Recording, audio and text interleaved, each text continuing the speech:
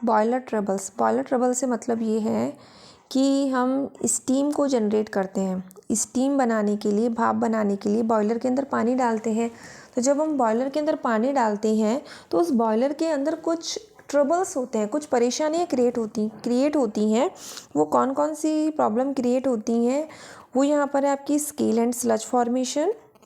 First one is the scale and sludge formation, second one is the boiler corrosion, third one is the caustic embrittlement and fourth one is the priming and forming.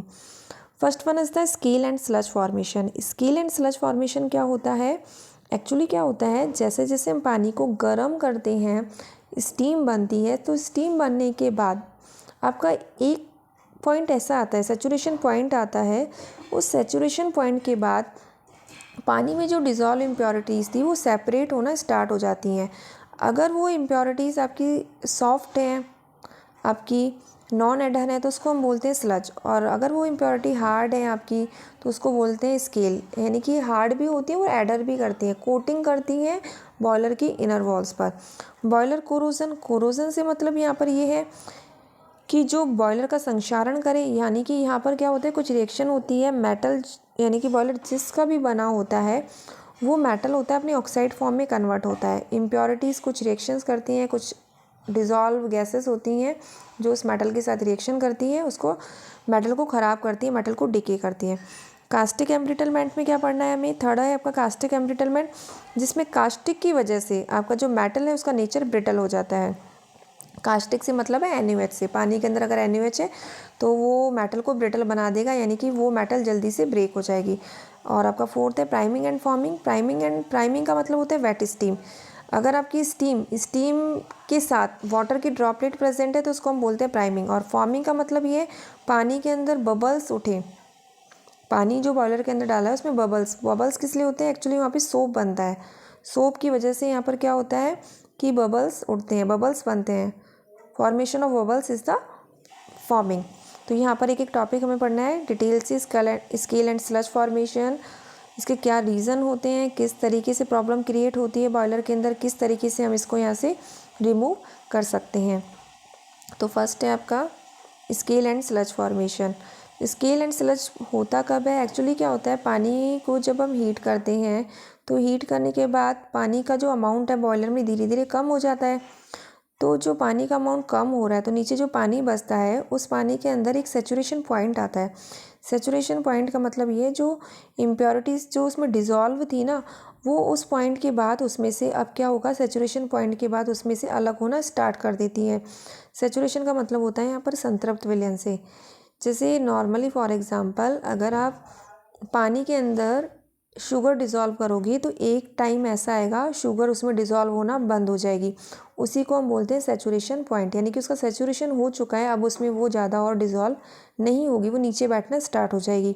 तो same इसी तरीके से होता है जो impurities होती हैं, क्योंकि स्टीम बनती जाती है, पानी का अमाउंट कम होता जाता है, वो सारी इम्प्योरिटीज़ नीचे कम अमाउंट वाले पानी में प्रेजेंट होती है। अब जैसे जैसे पानी का अमाउंट और कम होता जाएगा वो इम्प्योरिटीज़ उसमें से अलग होना स्टार्ट कर देंगी। तो वो इम्प्योरिटीज़ जो अलग होती हैं वो होती हैं आपकी स्लज और स्केल। तो स्लज क्या होता है? स्लज होता है आपका लूज़, नॉन एडरेंट और स्लाइमी पीपीटी। लूज़ का मतलब है सॉफ्ट से, नॉन एडरेंट जो चिपकता नहीं है, स्लाइमी का मतलब है चिपचिपा सा होता है स्लज, जो पानी के अंदर ही होता है। और ये जो स्लज होता है ये आपका होता है किसकी वजह से होता है? Magnesium carbonate, magnesium chloride, calcium chloride और मैग्नीशियम सल्फेट की वजह से होता है। इसके रीज़न है, यानी कि ये अगर पानी के अंदर प्रेजेंट है तो इनसे क्या बनता है? आपका स्लज बनता है। स्केल क्या होता है? आपका हार्ड होता है, एडर होता है, और ये क्या करता है, जो बॉयलर की इनर वॉल्स है उस पर ये कोटिंग कर लेता है, यानी चिपक जाता है आपका। हार्ड होता है, बहुत सॉलिड होता है। फॉर एग्जांपल इसका सबसे अच्छा है कि हम पानी गर्म करते हैं, पानी की जो रॉड होती है, तो पानी की रॉड पर after some time scale is formed. पानी की जो रॉड होती है, जो कॉइल्स होती हैं, उसके ऊपर कुछ वाइट पीपीटी सा डिपॉजिट हो जाता है, वो आपका क्या होता है? स्केल ही होता है। तो सेम इसी तरीके से बॉयलर की इनर वॉल्स पर भी एक हार्ड पीपीटी एडर हो जाता है, कोटिंग कर लेता है, लेयर बना लेता है, जिसको हम स्केल बोलते हैं। अभी स्केल बनता किससे है, किस वजह से बनता है? यहाँ पर स्केल की रीज़न क्या है? तो स्केल के यहाँ पर रीज़न ये है कि डिकम्पोजिशन होता है, जो कैल्शियम बाइकार्बोनेट है उसका क्या होता है, डिकम्पोजिशन होता है, ये बनता है पीपीटी। और ये क्या करता है, बॉयलर की जो वॉल्स होता है उनके ऊपर यहाँ पे कोटिंग कर लेता है, चिपक जाता है उसके ऊपर। नेक्स्ट है calcium sulphate, deposition of calcium sulphate. जो कैल्शियम सल्फेट होता है ये आपका गर्म पानी में डिज़ोल्व नहीं होता, यानी कि गर्म पानी में इनसॉल्युबल होता है। तो जैसे जैसे बॉयलर के अंदर पानी गर्म होगा तो ये वहाँ से सेपरेट होकर एक स्केल बनाएगा जो बॉयलर की वॉल पर कोटेड हो जाएगा। नेक्स्ट है सिलिका। अगर पानी के अंदर सिलिका प्रेजेंट है तो वो सिलिका क्या करेगी, कैल्शियम के साथ और मैग्नीशियम के साथ रिएक्शन करके बनाएगी कैल्शियम सिलिकेट और मैग्नीशियम सिलिकेट बनाएगी। यहाँ पर CaO SiO2 या MgO SiO2 सिलिका बनती है यहाँ पर। और ये सिलिकेट भी क्या बनाते हैं, आपके स्केल बनाते हैं, क्योंकि ये गर्म पानी में आपके इनसॉल्युबल होते हैं। इसके अलावा कुछ मैग्नीशियम के सॉल्ट, फॉर एग्जांपल जैसे मैग्नीशियम क्लोराइड है, ये पानी के साथ रिएक्शन करके मैग्नीशियम हाइड्रोक्साइड बनाता है। और ये जो मैग्नीशियम हाइड्रोक्साइड होता है ये क्या बनाता है, आपका स्केल बनाता है। अभी स्केल और जो स्लज है दोनों में डिफरेंस देखिए क्या होता है। जो आपका यहाँ पर स्लज होता है ये लूज़ होता है, आपका पानी के अंदर ही प्रेजेंट होता है, नॉन एडर होता है। लेकिन जो स्केल होता है, स्लज जो आपका होता है कैसा होता है, लूज़ होता है, सॉफ्ट होता है और नॉन एडर होता है। स्केल होता है आपका हार्ड होता है और एडर होता है, पानी के अंदर नहीं होता। ये जो वॉल्स होती हैं ये इसकी वॉल्स पे प्रेजेंट होता है बाहर की साइड। और जो स्लज होता है ये पानी के अंदर डॉटेड दिख रहा है आपको, ये स्लज है। और वॉल्स पे जो चिपका हुआ है, एडर किया हुआ है, ये आपका स्केल है। अब स्केल और स्लज से क्या प्रॉब्लम क्रिएट होती है। स्केल और जो स्लज होते हैं पुअर कंडक्टर होते हैं हीट के, हीट को कंडक्ट नहीं करते हैं जल्दी से। तो जब अगर ये अंदर बॉयलर की वॉल्स पर प्रेजेंट है या पानी के अंदर है तो आपको ज़्यादा से ज़्यादा हीट देनी पड़ेगी। और जितनी ज़्यादा हीट दोगे उतनी ज़्यादा क्या होगी, आपका हीट वेस्ट ही हो रही एक तरीके से, यानी कि वेस्टेज ऑफ फ्यूल हो गया। दूसरा ये होता है कि एफिशिएंसी कम हो जाती है, बॉयलर की जो एफिशिएंसी है वो कम हो जाती है, क्योंकि इससे जो पाइप वगैरह होते हैं बॉयलर के वो चॉक हो जाते हैं पानी में। जैसे नॉर्मली घर के हमारे जो टैप वाटर होता है, जो नल वगैरह होते हैं उसमें अगर खार जम जाती है, फ्लोराइड जम जाता है तो वो चॉक हो जाते हैं। तो सेम एज इट इज़ क्या होता है, अगर स्लज से भी क्या होता है कि जो पाइप्स वगैरह वो चॉक होते हैं, तो उसकी एफिशिएंसी वहाँ पर भी क्या कम हो जाती है। इसके अलावा क्या होता है यहाँ पर कि जब किसी चीज़ को आप ओवर हीट करते हैं, ओवर हीट का मतलब ये है कि पुअर कंडक्टर होते हैं, तो हमें पानी जो अंदर पानी है उसको हीट देनी है, क्योंकि स्टीम बनानी होती है। तो जितनी ज़्यादा आप हीट दोगे उतनी जल्दी क्या हो जाएगा, वो ख़राब हो जाएगा। क्योंकि ओवर हीटिंग से क्या होता है, आयरन और वाटर के बीच में रिएक्शन होती है, जिससे क्या होता है वो जल्दी डैमेज हो जाता है। अब इस स्लज फॉर्मेशन को रोक कैसे सकते हैं हम। स्लज फॉर्मेशन को रोकने के लिए यहाँ पर दो प्रोसेस है, एक है कि हम सॉफ्ट वाटर ले लें और दूसरा है यहाँ पर कि blow down operation. Blow down operation में क्या होता है, हम जो हमारा कंसनट्रेट पानी होता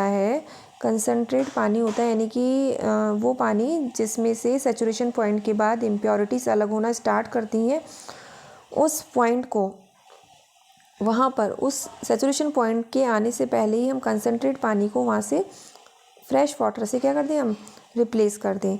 इस तरीके से हम स्लज फॉर्मेशन को कंट्रोल कर सकते हैं। यानी कि दो मेथड हैं जिनके द्वारा हमने यहाँ पर स्लज को रिमूव किया है। फर्स्ट है हमारा कि हार्ड वाटर की जगह हम सॉफ्ट पानी ले लें, और दूसरा है blow down process. Blow down process क्या होता है, जिसमें हम कंसनट्रेट पानी को फ्रेश वाटर से रिप्लेस कर देते हैं, और ये प्रोसेस होता है आपका ब्लो डाउन प्रोसेस। स्केल को रिमूव करने के लिए यहाँ पर दो ट्रीटमेंट है, इंटरनल और एक्सटर्नल। इंटरनल का मतलब है जो बॉयलर के अंदर होता है, एक्सटर्नल का मतलब है जो बॉयलर के बाहर। तो बाहर का मतलब ये पानी को पहले ट्रीटमेंट करके फिर बॉयलर के अंदर डालते हैं, और इंटरनल का मतलब है बॉयलर के अंदर जो पानी है उसी के अंदर हम ट्रीटमेंट करते हैं।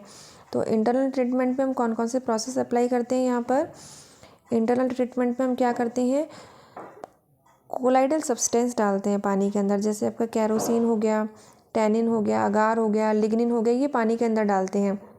तो ये क्या करते हैं, स्केल बनने को काफ़ी हद तक कंट्रोल करते हैं, इसको रिड्यूस करते हैं।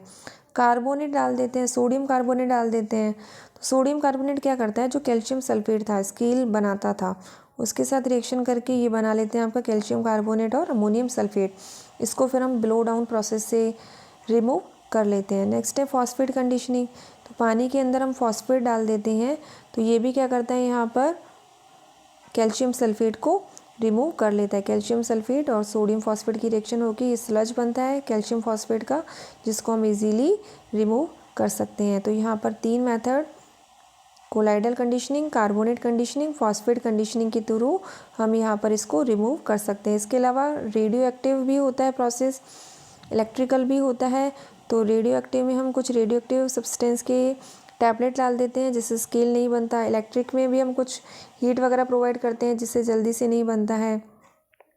और एक्सटर्नल में हम क्या करते हैं, कुछ मेथड अप्लाई करते हैं, लाइम सोडा, जियोलाइट और आयन एक्सचेंज।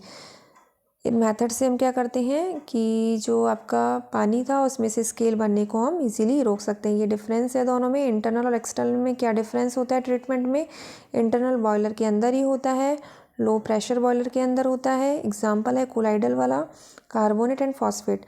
एक्सटर्नल जो आउटसाइड होता है बॉयलर के, हाई टेम्परेचर हाई प्रेशर वाले बॉयलर में होता है, और जिसके लिए हम लाइम सोडा, जियोलाइट और आयन एक्सचेंज प्रोसेस अप्लाई करते हैं।